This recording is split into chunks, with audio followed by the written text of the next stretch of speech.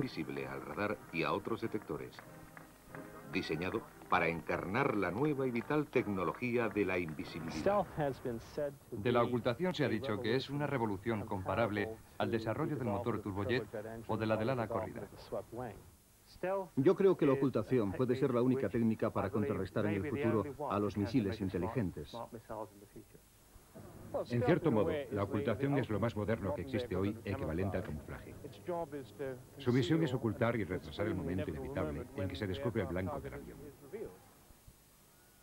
Aunque está claro que hoy día la ocultación supone una muy avanzada y alta tecnología, el que un avión se haga invisible no es ni mucho menos una idea nueva. Podemos referirnos a la Primera Guerra Mundial y ver ejemplos de tecnología de aviones en los que se intentaba engañar al enemigo, ocultar el avión o crear confusión en la mente de ese enemigo.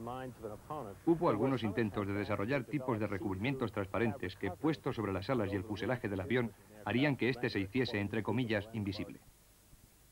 Solo podemos especular con la sorpresa que debió llevarse un piloto aliado la primera vez que se encontró con uno de estos primeros invisibles aviones esqueletos. La Primera Guerra Mundial produjo muchas sorpresas, y la mayoría de ellas desagradables. Fue una guerra que destacó por sus nuevas y crecientes tecnologías mortales. Tecnologías que sobresalían por su capacidad de causar la muerte a grandes distancias. Y esa fue la razón por la que en esta guerra para acabar con todas las guerras, el ejército británico no tuvo más remedio que renunciar a su tradicional, pero demasiado visible guerrera escarlata y sustituirla por una menos llamativa de tela marrón.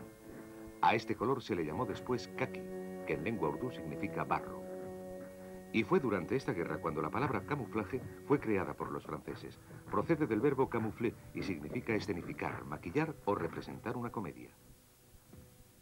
En 1917, una selección algo insólita de pintores, retratistas, escenógrafos y prestidigitadores ayudó a preparar las primeras unidades de camuflaje británicas. En aquellos momentos lo único que les preocupaba era que se consiguiese el efecto deseado, pero hoy tenemos una idea bastante mejor de cómo funciona el camuflaje. Cuando vemos cosas, cuando reconocemos un objeto o una persona como cosa separada e identificable, creo que los psicólogos dirían que vemos a esa persona u objeto como una unidad en sí misma, independiente del entorno o del contexto. Y si no la vemos como una unidad independiente, entonces es que no la vemos, es decir, se hace invisible. Los psicólogos denominan este efecto el fenómeno de la figura oculta. Esta fotografía en blanco y negro también contiene una figura oculta. Si usted sabe lo que está buscando, identificará enseguida el perro dálmata y además ya no lo volverá a perder. Pero si piensa que esto es fácil, inténtelo ahora con esta otra fotografía también en blanco y negro y también con un animal. Puede que le ayude a saber que le está mirando a usted desde la pantalla, ¿no? Es una vaca blanca, con orejas negras, parada frente a la cerca de una granja. ¿La ve?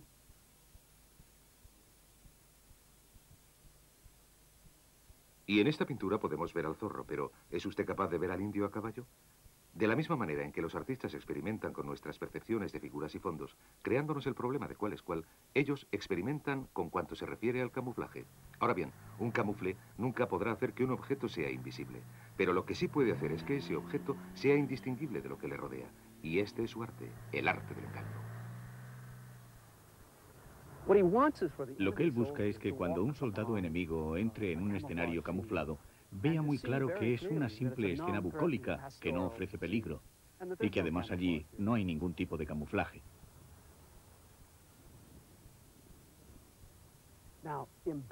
Sin embargo, dentro de todo ese escenario existe una maravillosa y falaz confusión. Pero es tan extraordinariamente confusa y está tan bien hecha que el soldado enemigo ni se entera de lo que está pasando. Creo que todos nosotros conocemos este tipo especial de camuflaje.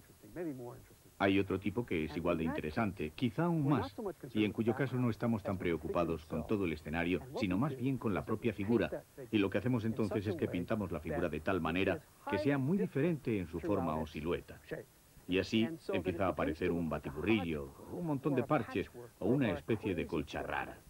Parece como una colección de cosas absurdas hechas al azar y que no encajan juntas, por lo que ya no forman una unidad coherente. Y a este tipo tan especial de camuflaje se le ha dado toda clase de nombres divertidos.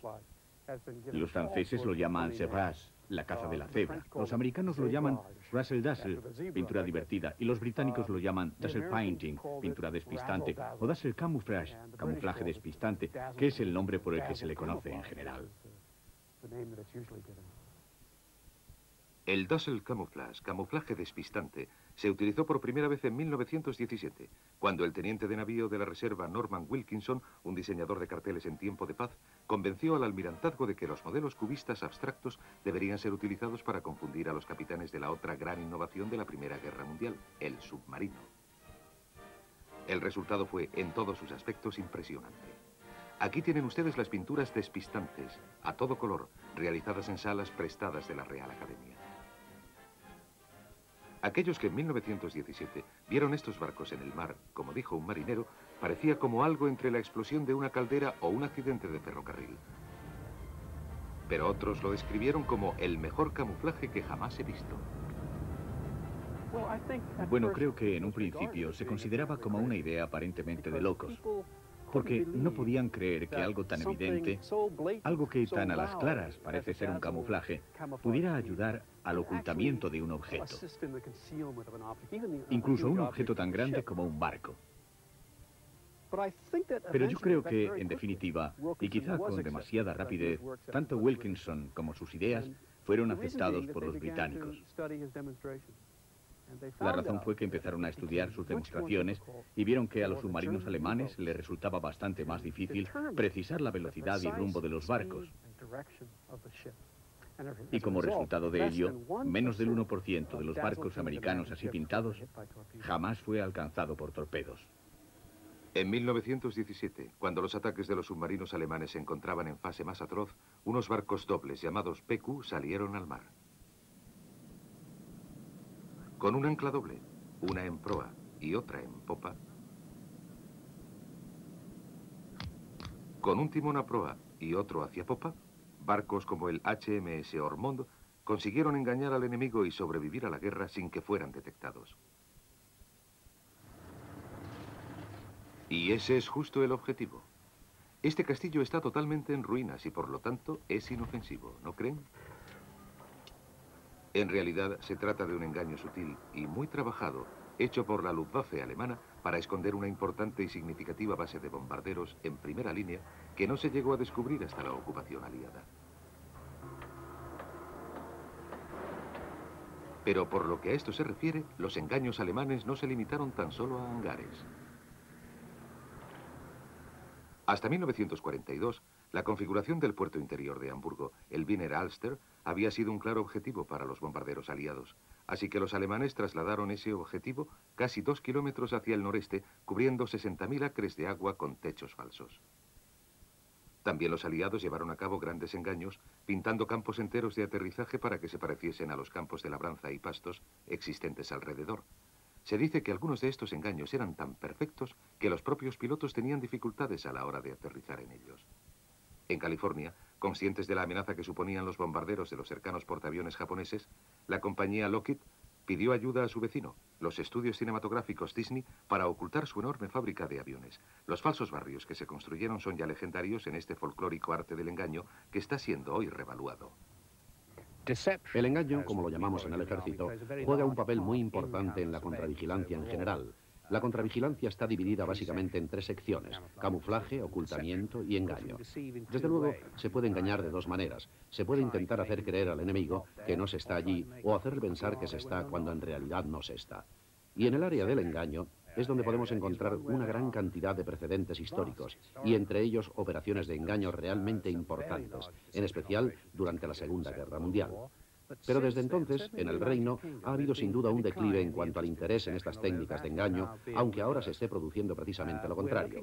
Estamos viendo ahora una fila de falsos carros de combate que en cualquier momento pueden ser recogidos.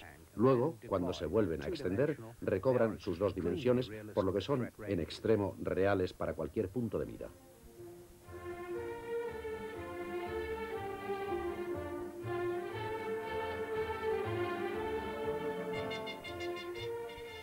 El ejército siente una especial preferencia por los carros de combate. De no haber sido por ellos y por su propia capacidad de camuflaje, Montgomery y el 8º Ejército seguro que lo hubieran pasado bastante peor en el norte de África en su lucha contra un Rommel y su Afrika Korps bastante menos confuso. Los señuelos de todos los tipos crearon confusión, ahorrando tiempo y vidas. Hacia el final de la guerra, falsos Spitfires en aeródromos falsos, con edificios y luces de aterrizaje también falsos, tuvieron tal éxito que la Luftwaffe bombardeó más a estos que a los verdaderos. Con 4 hombres se puede montar un señuelo en 10 minutos. Y con un equipo de 6 hombres se puede montar fácilmente todo un escuadrón en tan solo una noche. El poder persuasivo y de engaño de un avión señuelo es tal que todas las fuerzas aéreas del mundo tecnológicamente avanzadas todavía lo utilizan. Aunque hoy el engaño visual tiene que ser complementado también con engaños para radar y para rayos infrarrojos. Quizás, y sorprendentemente, las investigaciones han demostrado que estos señuelos no necesitan ser reproducciones especialmente exactas del aparato original y por lo tanto caras. Solo es necesario que sean lo bastante buenas. El señuelo se diseña para engañar al piloto atacante, que llega primero al blanco, a una distancia de 2 o 3 kilómetros. A esa distancia el señuelo se parece mucho a un avión real. Y además tienen ustedes que recordar que el piloto atacante dispone tan solo de unos segundos para examinar todo el escenario, y no solo el señuelo. Y por eso cuando ve algo que sobresale, se dirige hacia ello, y si se parece lo suficiente a lo que está buscando, va hacia ello. Cuando tiene que decidir que no está sobre el verdadero blanco, ya es demasiado tarde para buscar uno nuevo. Tan solo dispone de entre 3 y como máximo 8 segundos para fijar su objetivo y dar en el blanco. En ese tiempo ha visto el aeródromo desde una distancia relativamente larga, así que los detalles que tiene a su alcance son muy claros. Y además, en esos momentos está también muy ocupado, ya que tiene que pilotar un avión y a la vez intentar manejar también todo el sistema de armamento. Al piloto soviético que está entrando, se le pedirá que pierda o arriesgue su vida en un ataque a una base aérea. Puede que si supiera que va a disparar contra un señuelo de $20.000, en vez de contra un avión valorado en $20 millones, se le quitasen las ganas. Pero los psicólogos de Wright-Patterson han averiguado que quizá no haga falta utilizar el señuelo de los $20.000. Quizá lo único que se necesite sea la sombra del avión. Porque desde la distancia lo que se ve es un perfil de un avión de 3 dimensiones que solo tiene 2. Y durante las pruebas que hemos llevado a cabo, averiguamos que los pilotos persiguen más ese reflejo bidimensional que al propio avión, debido a su mayor contraste y porque es más fácil de captar y de descubrir. Algunas de estas pruebas se hacen aquí, en aeródromos a escala, a los que familiarmente se conoce con el nombre de Strudelheim. Su trabajo es el de captar 2 aviones que están aparcados en la entrada del hangar de aviones que usted ya sabe. Una vez que los haya captado, presione inmediatamente el botón del panel de vuelo, lo que hará que el zoom se pare y entonces indique la situación de esos 2 blancos. Con un ojo tapado para eliminar los errores de escala producidos por la visión estereoscópica, este tema es parte de un amplio experimento concebido para comprobar cómo vemos y cómo nuestra visión puede ser burlada. Volando hacia el Strudelheim a una velocidad a escala de unos 600 km por hora, la orientación del aeródromo imita con toda exactitud cómo lo veríamos en una pasada rasante de bombardeo.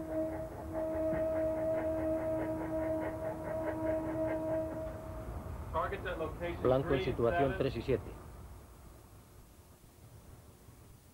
Casi como continuación de la lógica que hace que las sombras de los señuelos y las de los aviones falsos funcionen, los investigadores han averiguado que incluso simples siluetas angulosas o irregulares, pintadas en tramos de cemento de los hangares, harán muy difícil la detección de aviones.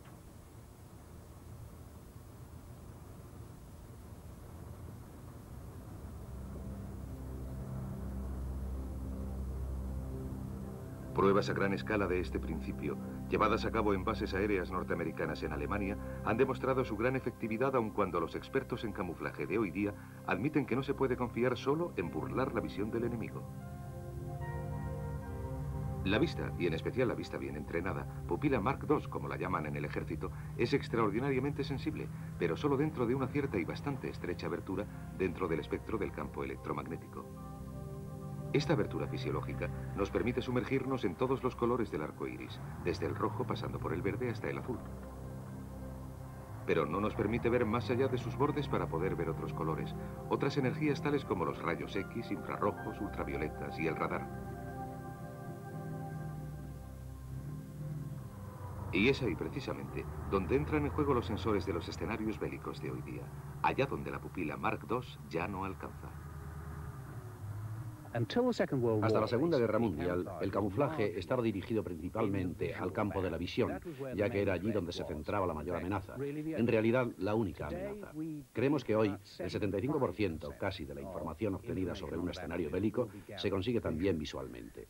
Pero sin duda, desde la Segunda Guerra Mundial, hemos visto la expansión hacia la próxima y hacia la lejana parte infrarroja del espectro, hacia el radar, y en ciertos casos, hacia la parte ultravioleta del espectro. Por lo tanto, ahora tenemos que cubrir una banda mucho más amplia del espectro electromagnético.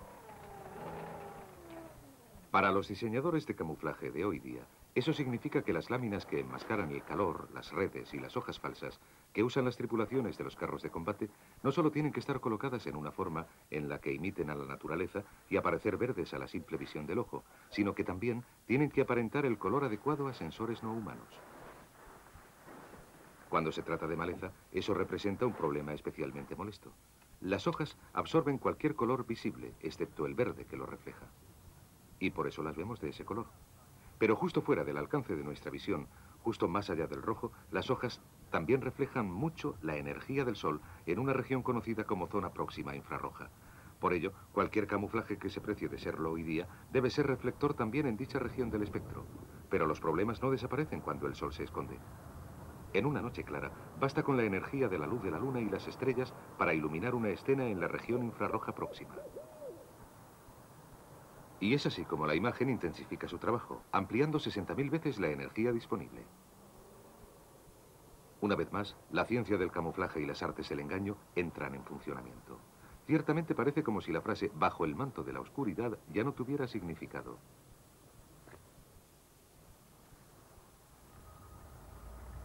Yendo un poco más allá del espectro electromagnético y utilizando la energía invisible conocida como infrarroja lejana, se han diseñado cámaras que pueden ver el calor y que, en opinión de tecnólogos militares a ambos lados del telón de acero, son en especial útiles para divisar vehículos y blindajes camuflados u ocultos.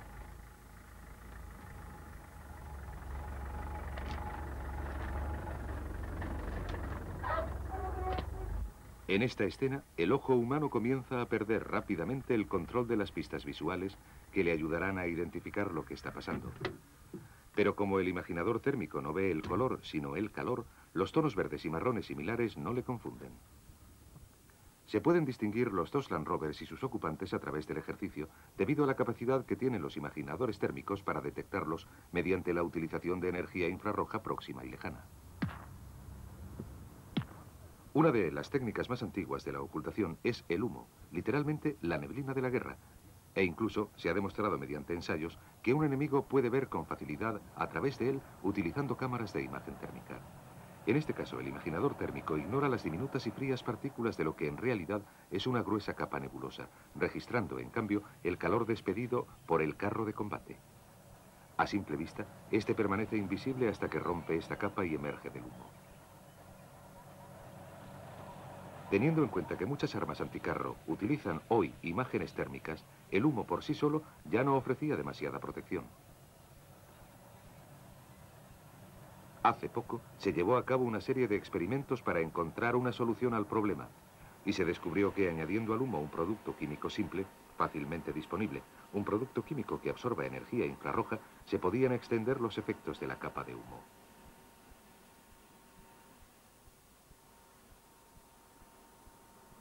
Ahora, además del enmascaramiento visual del Land Rover, el humo modificado también lo protegerá térmicamente.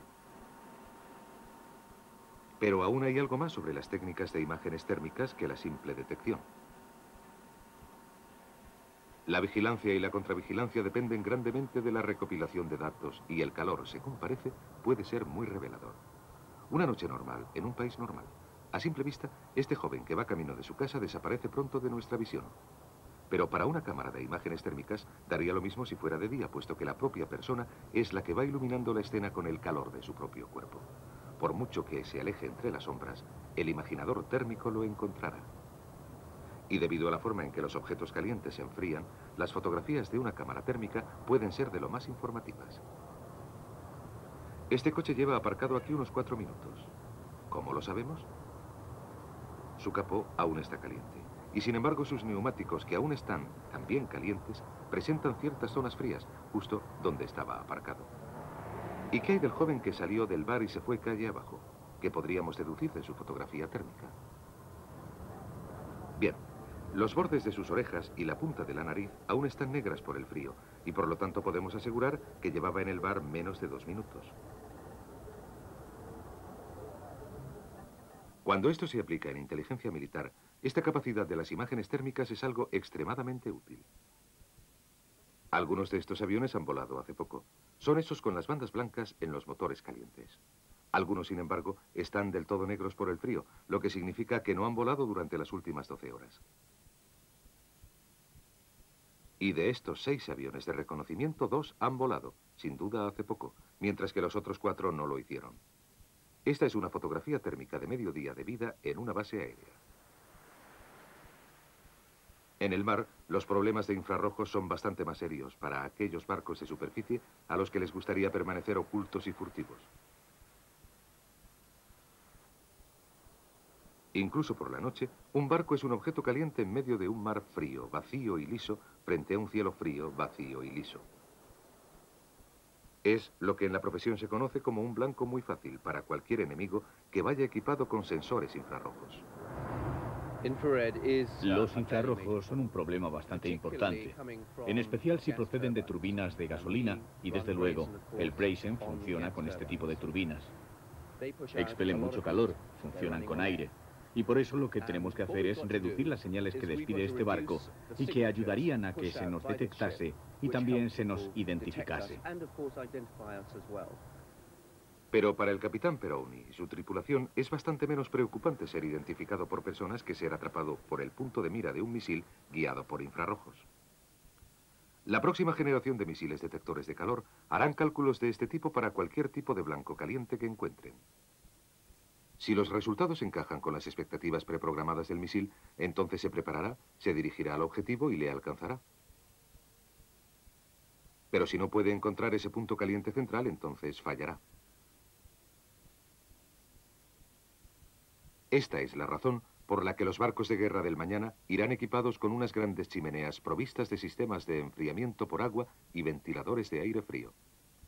Pero como todo el futuro equipo militar, los diseños de dichos barcos de guerra tendrán que ir dirigidos a algo más que a la simple amenaza de los infrarrojos, y esa es la razón por la que ahora se considera a la ocultación como modelo de diferentes tecnologías.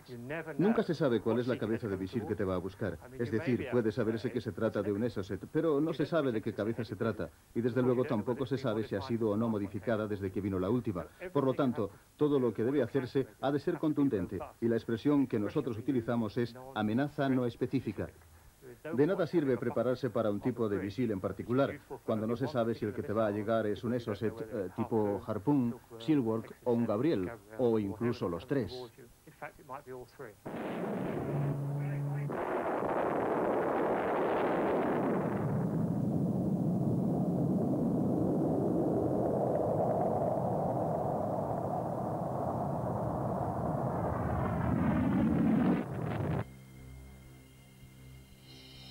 Los expertos en ocultación están de acuerdo que la posibilidad de engañar al radar enemigo puede determinar el resultado final. Esta es la razón por la que se está investigando tanto sobre cómo funciona. Nosotros hablamos de que el radar ve las cosas, pero el radar no ve lo que hacemos porque nosotros vemos las cosas en un mundo saturado de luz visible. El radar no. El radar solo puede detectar la energía que él mismo ha transmitido y que ha sido reflejada por el blanco y recibida otra vez en el transmisor. Y eso es bastante más difícil que tan solo echar una ojeada y ver algo que está transmitiendo energía. Por lo tanto, lo que un radar ve está influido tanto por el material del que está hecho el objeto como por la forma y el tamaño físico de este. Ustedes podrían construir algo tan grande como el edificio del Empire State y si lo construyeran con el tipo de material adecuado, el mejor radar del mundo no podría verlo. Hasta hace poco los barcos de las fuerzas navales se han venido construyendo con materiales y diseños inapropiados para evitar su detección por medio del radar. Para empeorar aún más las cosas, con sus propios radares enhiestos, cada uno de los cuales va diciendo aquí estoy a cualquier enemigo que quiera conectar con él. ¿Cómo se empieza entonces a conseguir que un gran barco se haga invisible? Si deseo que parezca más pequeño, lo primero que tengo que hacer es identificar el origen del campo de acción de un radar. Y ese suele ser ciertas zonas de un barco de guerra o incluso cualquier plataforma donde coincidan tres superficies que forman un ángulo recto. Y es este ángulo el que al actuar como reflector del radar constituye el problema. En el pasado, los barcos tenían una cierta tendencia a estar llenos de aberturas y huecos formando ángulos de 90 grados, cada uno de los cuales actuaba como un espejo para el radar. Por lo tanto, lo que intentamos y lo que hacemos es tratar de identificar todas las zonas de un barco que puedan ser de alta reflexión y hacerlas desaparecer. Ahora bien, ¿cómo las hacemos desaparecer? Lo más normal sería librarse de ellas cubriéndolas con placas o planchas que destruyesen los ángulos de 90 grados. Es increíble cómo el campo de acción del radar disminuye con tan solo una pequeña modificación en un ángulo de 90 grados.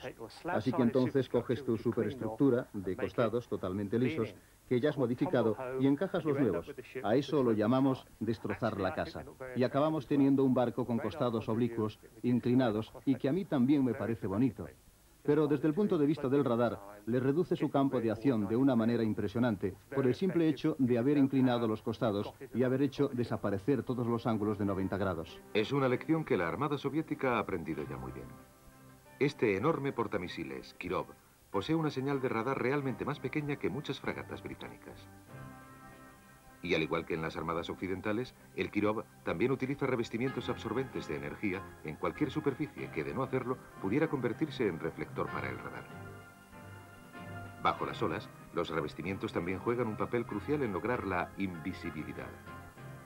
Pero ahora es más el sonido que el radar lo que detecta la energía. Por eso los submarinos modernos van recubiertos con una capa de paneles de caucho aislante de casi 10 centímetros de espesor. A este viejo submarino soviético le faltan algunos en la parte del morro. Hoy día, sin embargo, una nueva generación de submarinos soviéticos está ya surcando los fondos marinos. Este monstruo forrado de caucho de 180 metros de largo pesa 30.000 toneladas y aquellos que tienen que perseguir a este leviatán aceptan a regañadientes que los submarinos soviéticos han conseguido ser extremadamente invisibles. Durante los últimos años han conseguido significativos avances y ahora están fabricando plataformas submarinas mucho menos ruidosas. Si retrocedemos unos años y examinamos las primeras generaciones de submarinos nucleares, los Hotel Eco Noviembre, monstruos bastante ruidosos, veremos que nos permitíamos el lujo de detectarlos a distancias bastante considerables. Y detectar submarinos es el principal trabajo del comandante Walker. Su barco, el HMS Trafalgar, un submarino nuclear, un submarino cazador. Una vez que esté patrullando bajo las turbulentas aguas del Atlántico Norte, sus operadores de sonar tratarán de localizar los débiles pero reveladores sonidos de los submarinos soviéticos. Compruebe el submarino, despeje el puente y cierre la escotilla superior. Compruebe todos los mástiles y bájelos completamente. Abra los respiraderos 3 y 4. Al igual que a los soviéticos que persiguen, los cazasubmarinos de la Marina Real Inglesa también están recubiertos con gruesas capas de caucho. Esto, desde luego, no es solo para ayudar a los operadores de sonar a oír con más claridad, ya que, como señala el propio comandante Walker, el sonido no es solo su arma, sino que también es su enemigo. Todo submarinista tiene grabado en su mente, desde el primer día de sus clases de entrenamiento, que el ruido mata. Por eso, todos ellos manejan el submarino con el mayor silencio posible. No damos portazos ni dejamos caer objetos pesados en cubierta, y todos ellos están, por lo general, conscientes del efecto que el ruido puede tener. Pero desde luego, eso tampoco significa que pertenezcamos a la orden del silencio. Hay mucho ruido de fondo en un submarino. Para evitar que ese ruido se transmita al mar, tenemos gran cuidado en asegurarnos, por encima de todo, que el equipo funcione correctamente y que esté resistente y flexiblemente montado para que el ruido no se transmita directamente a través del sistema de presurización.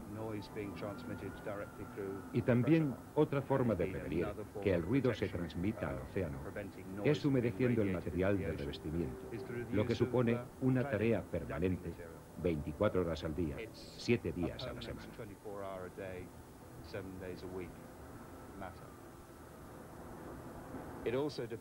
También depende de la forma en que se dirige el submarino. Es muy sencillo lanzarlo a gran velocidad, utilizando ángulos grandes de giro o planos, para producir cavitación, que es de lo que se trata.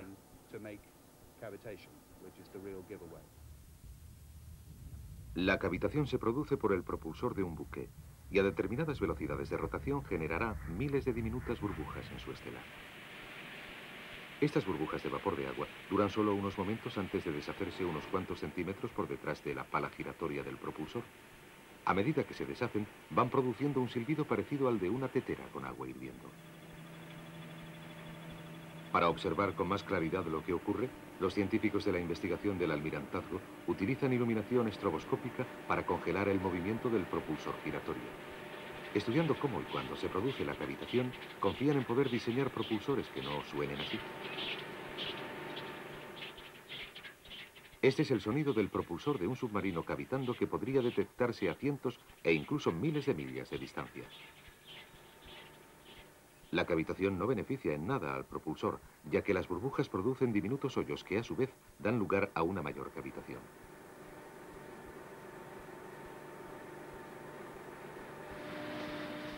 Pero los propulsores pueden también producir otros sonidos de forma inevitable. Cuando se va reduciendo la velocidad de rotación de este propulsor, en algún momento empezará a resonar. El resultado es un zumbido que es realmente muy difícil de disimular. Este zumbido lo producen los vórtices derramados por el borde de salida del propulsor alternativamente por lados de presión y de succión. Y si esta frecuencia coincide con la natural del propulsor, entonces se produce un fuerte zumbido. Se pueden aplicar tratamientos al borde de salida que nosotros denominamos antizumbidos y que los pueden eliminar totalmente, de forma que un propulsor debidamente diseñado no deberá producir estos ruidos. Y por si no fueran suficientes la cavitación y el zumbido para tener bien ocupado al inocente diseñador de propulsores, tenemos una tercera faceta en la idiosincrasia de los propulsores de los submarinos a la que están claramente expuestos. Se trata del característico sonido conocido entre los entendidos como el ruido de la pala. Por desgracia, el propulsor origina una estela detrás del buque. Cuando se trata de submarinos, esta estela se desliza por debajo de las superficies de control, del timón y de los hidroplanos, y cada vez que la pala pasa por debajo de uno de ellos, se produce un pequeño golpe. Este se transmite al submarino y puede hacerlo vibrar. Si no se controla debidamente, se estimulará y ello dará lugar a que su frecuencia natural y el movimiento de la proa y de la popa produzcan un gran ruido al ritmo de la frecuencia del movimiento de la pala. Si se analizan juntos estos sonidos vagos pero claramente diferenciados, el operador de sonar submarino tendrá una idea clara de qué es lo que origina el ruido. Nuevo contacto de banda estrecha. Inclinación rojo 30. 2 inclinación 250. Fuerte contacto tonal. Las frecuencias de sonido se reflejan visualmente en estas pantallas de sonar. Y para aquellos que saben lo que están mirando, el mensaje es claro. Contacto de banda estrecha. Inclinación relativa rojo 30. 2 inclinación 250. Fuerte contacto tonal. Clasificación de sonido submarino nuclear. Roger, pasa el contacto. El oficial vigila la operación. El sonar retiene un nuevo contacto, señor. Rojo 30. 2 inclinación 250. Contacto de banda estrecha. Clasificación inicial posible submarino nuclear, señor. Todos los submarinos soviéticos se distribuyen en varias clases con sus plantas de propulsión y se trata simplemente de que cuanta más información podamos reflejar en la pantalla, más podremos reducir la clasificación. A veces es como buscar una aguja en un pajar. Hay que mirar a través de todo el ruido lleno de interferencias, intentando buscar aquella parte que se pretende encontrar. La razón de que haya tantas interferencias es que el sonido puede viajar a través de enormes distancias bajo el agua, a menudo a miles de millas. Igualmente viaja a distintas velocidades, dependiendo de la temperatura del agua, su salinidad y, por supuesto, si existen corrientes en ella. Se diría que un submarino puede permanecer invisible indefinidamente bajo una cacofonía tan confusa en el océano. No creo que sea posible conseguir la invisibilidad total mediante el sondeo de las profundidades del océano, aunque existan ventajas importantes de las que uno se puede aprovechar en cuanto al entorno oceanográfico y la posibilidad de esconderse detrás de sus capas.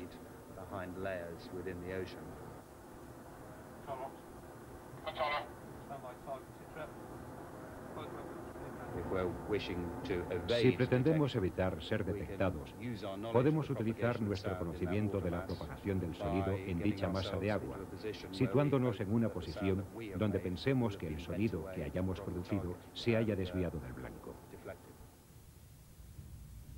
En definitiva, los submarinos son invisibles y funcionan mejor cuando nadie sabe dónde están. Ese es el motivo por el que todo el mundo los está buscando continuamente, analizando los constantes sonidos del océano, en espera de que estos revelen su lejana presencia. El campo de detección que podemos conseguir aquí y aquellos que pueden conseguir los submarinos y demás buques dependen diariamente de las condiciones del agua, de si está o no agitada, de si hay corrientes y de que éstas variarán de miles de yardas a cientos de millas, pero con seguridad al menos 100 millas. Hoy día, los submarinistas del mundo tienen apilada a sus espaldas una preocupante colección de armamento. Se lanzan al mar boyas de sonar. Cruzan el fondo del océano en todas direcciones y en muchas partes del mundo diferentes dispositivos de escucha. E incluso ya se puede detectar el efecto que pueden producir en el campo magnético de la Tierra.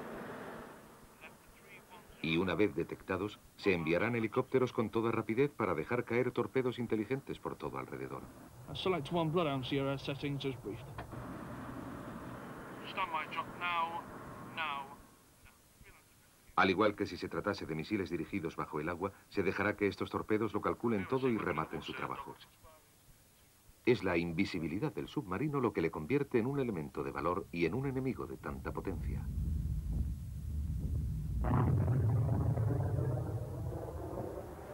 En realidad, desde el mismo momento de su invención, la innata capacidad de los submarinos para aprovecharse del elemento sorpresa en sus ataques a otros barcos ha dado lugar a la invención de un montón de curiosas e imaginativas contramedidas.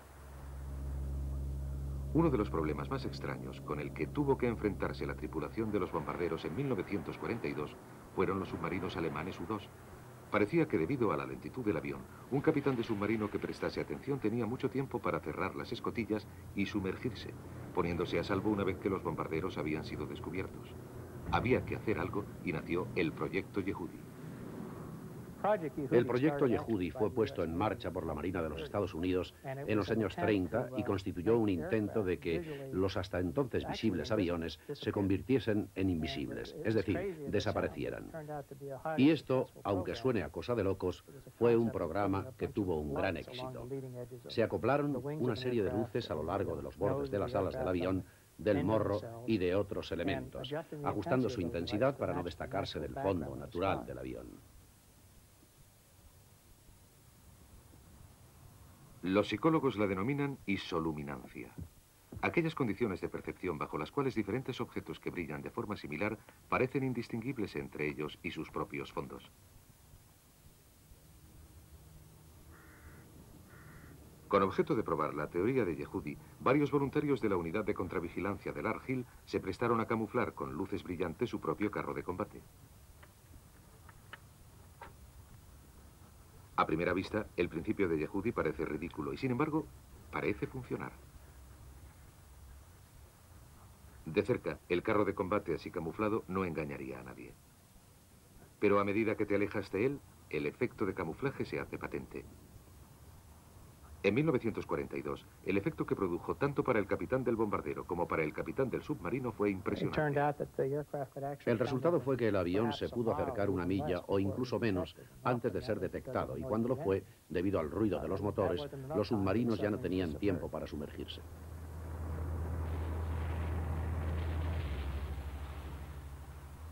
El problema con el que se encontró Yehudi fue que los radares aerotransportados surgieron casi al mismo tiempo, por lo que su proyecto dejó de tener utilidad y cayó en el olvido. Recuerde, está a punto de ver el mayor secreto. El radar se desarrolló con rapidez durante la guerra. En un principio todo lo que ofrecía era una defensa de alto nivel frente a los bombarderos de la aviación alemana. Se le denominó Chain Home System, sistema de casas en cadena, y sus altísimas antenas podían verse por todo el país. Pero en sus ataques, los pilotos alemanes aprendieron a volar bajo el nuevo radar, protegidos por la curvatura y desniveles del terreno. Como resultado, hubo de diseñarse un equipo más moderno y potente, de nuevo Bill Sweetman. Durante la Segunda Guerra Mundial, el radar tomó protagonismo muy rápidamente. Cambió totalmente los combates aéreos por la simple razón de que el radar, colocado tanto en un avión de combate como en el suelo o en un buque, no solo podía indicar en qué dirección se encontraba uno, como podría hacerlo un observador humano, sino que igualmente podía medir con mucha precisión su alcance. Y dado que podía medir el ritmo a que iba cambiando su alcance, podía medir también su velocidad, lo que le daba la posibilidad de predecir dónde se encontraría a continuación. De este modo, el radar y la forma de burlarlo se convirtieron en el aspecto más importante de un combate aéreo. En aquel momento, burlar el radar suponía esparcir en la atmósfera 10 tiras de 30 centímetros de largo de lámina metálica reflectiva de radar. Esta nube de láminas se conocía como chaff, y el efecto que tenía sobre las pantallas de radar alemanas era impresionante. Al mismo tiempo, algunas personas empezaron ya a pensar en la idea de atacar el problema en su origen construyendo un avión menos visible al radar. Uno de los primeros de estos aviones invisibles al radar fue el de Havilland Mosquito. Se le conocía cariñosamente como la maravilla de madera y era prácticamente indetectable al radar.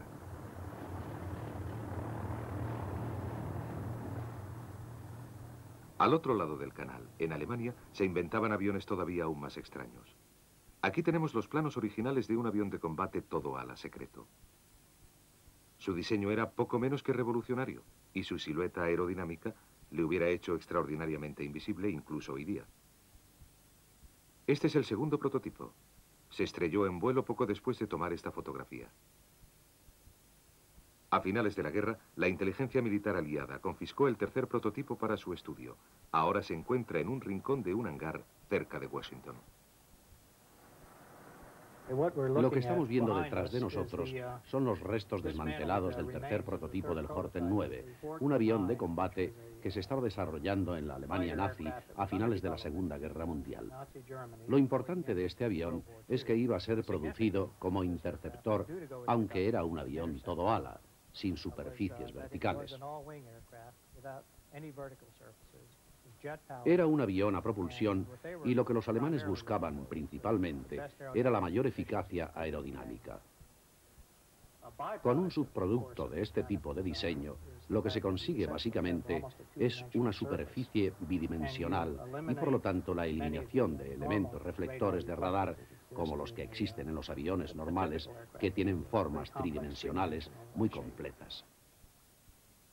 Además de su extraña configuración, el Horten, al igual que el Mosquito, estaba construido casi totalmente con planchas de madera unidas con un tipo de pegamento que resultó ser absorbente del radar. Y al igual que los bombarderos B-2 de hoy día, llevaba sus motores prácticamente metidos en la estructura de las alas. Pero el final de la guerra cerró el libro de los alas volantes de la Luftwaffe. Si cualquiera de ellos hubiera llegado a entrar en combate, los resultados hubieran sido dramáticos, y uno de ellos en particular podría haber cambiado el curso de la historia. Yo pienso que en realidad llegaron a construir 6 o 7 tipos diferentes de alas volantes. Había también un bombardero estratégico de largo alcance que estaba en proceso de diseño al final de la Segunda Guerra Mundial y que estaría equipado con 6 motores de propulsión. De acuerdo con el teórico desarrollo de la bomba nuclear por la Alemania nazi, el propósito era, lógicamente, utilizarlo en su momento para atacar a los Estados Unidos. Irónicamente, fueron los Estados Unidos los que se hicieron cargo del concepto ala volante y lo desarrollaron.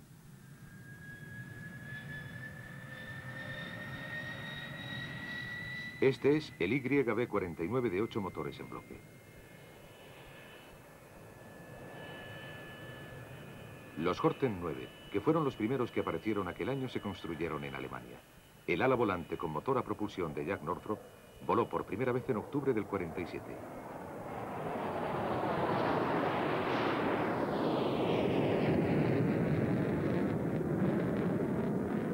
Pero era un proyecto con mala suerte que pronto cayó en desgracia tanto en el Pentágono como en el Congreso de los Estados Unidos. Se decía que era inestable y difícil de controlar. Incluso con los 8 motores se creyó que tenía falta de potencia, y cuando al siguiente año se lanzó al vuelo el segundo prototipo, se empezó a cuestionar su resistencia estructural.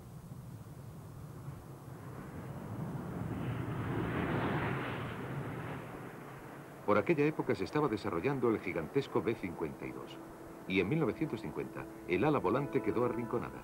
Algunos creyeron que para siempre.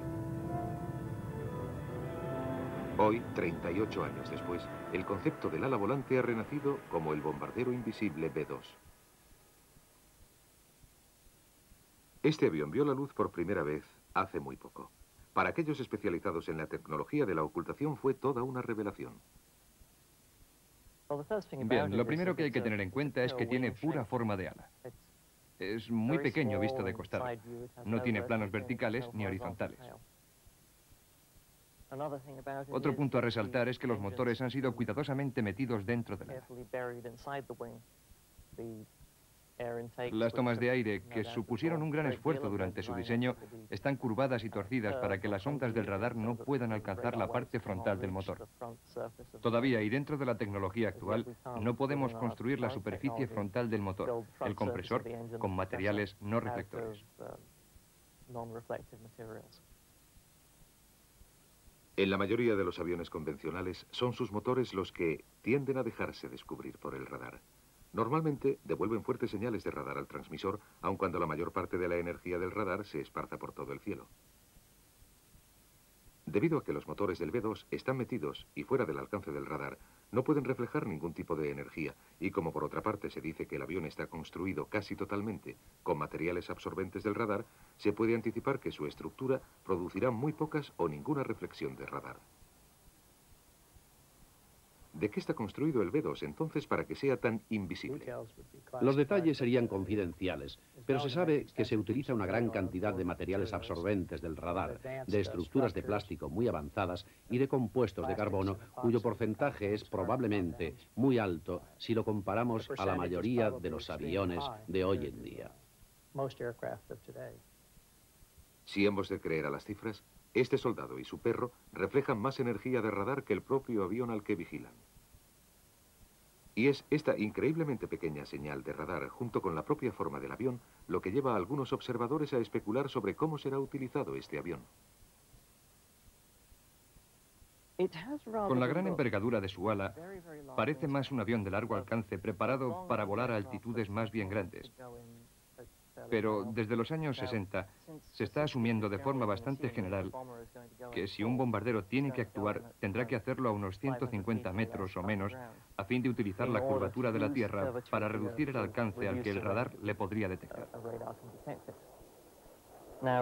Sin embargo, si se ha conseguido realmente la invisibilidad, eso ya no tiene ninguna importancia. Es decir, no tiene importancia a qué altitud se encuentre usted, puesto que no van a ser capaces de verlo más allá de unos 50 kilómetros. Así que usted puede volar alto, realizar su crucero con más eficacia y ver su objetivo. Usted puede ver su objetivo mucho antes de estar sobre él, lo que es siempre un problema cuando se trata del B-1 o del B-52 en un vuelo a bajo nivel. Se dice que este avión tiene una autonomía de más de 15.000 kilómetros sin necesidad de repostar. Puede volar a una altitud de 15.000 metros y lanzar hasta 16 misiles de cabeza nuclear. Pero los superlativos no terminan ahí. Estas temibles máquinas cuestan 600 millones de dólares cada una, aunque esperamos que nunca tengan que demostrar su capacidad de ataque. Los políticos aquí lo llaman capacidad de disuasión, pero la industria aeroespacial sabe que este es el precio de su invisibilidad. Es el precio del avión más computerizado de toda la historia de la aviación. Ordenadores que son capaces de oler y notar cualquier fluctuación de las energías existentes en la atmósfera. Ordenadores que cazan, a través del espectro electromagnético, cualquier indicación de radar o búsqueda de láser y localización de energías. Y, si encuentra cualquier tipo de energía dirigida hacia él, todo el avión, hasta las compuertas de su tren de aterrizaje, tienen tal forma que pueden absorber o dispersar al radar lejos de su origen. En aviación, la invisibilidad se ha convertido en la mascota de la carrera por las armas, dando lugar a la aparición de aviones de características estrafalarias y poco ortodoxas que presumen de utilizar señales más y más pequeñas cada vez. El coste de poseer tal tecnología parece exageradamente alto, pero la comunidad militar aduce que el coste de no poseerla podría resultar fatal.